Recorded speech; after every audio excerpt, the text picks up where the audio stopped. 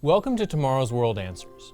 You can search the Bible from Genesis to Revelation and you won't find any accounts of Jesus or his disciples celebrating Easter, Christmas, or All Saints' Day.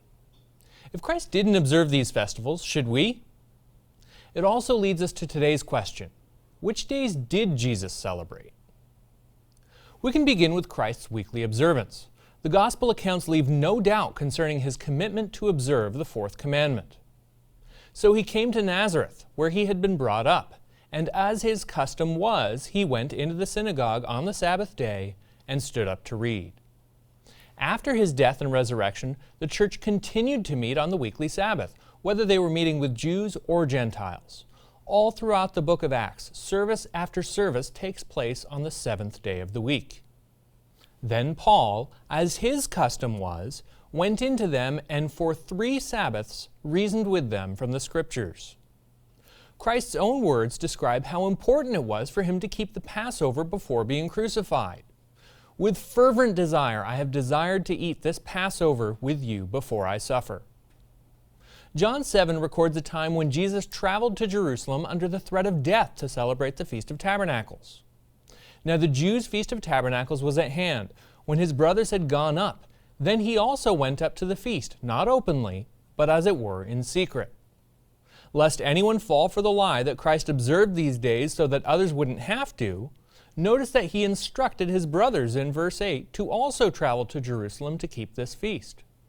Christ kept the holy days outlined in Leviticus 23, 7 observances occurring throughout the year. Did Christ's sacrifice do away with the need to keep these holy days? If so, someone forgot to inform Paul. He recognized that the Passover foreshadowed the sacrifice of Christ. For indeed, Christ, our Passover, was sacrificed to us. Was this reason to do away with the feast days? Again, not according to Paul.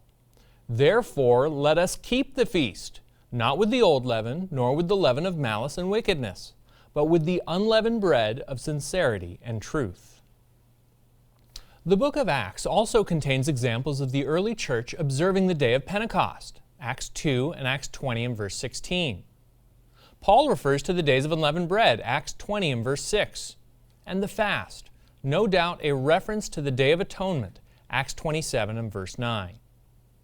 The Bible does not provide any examples of Jesus Christ or Paul and the other apostles or the early church observing any holy days other than those previously sanctioned in the Old Testament.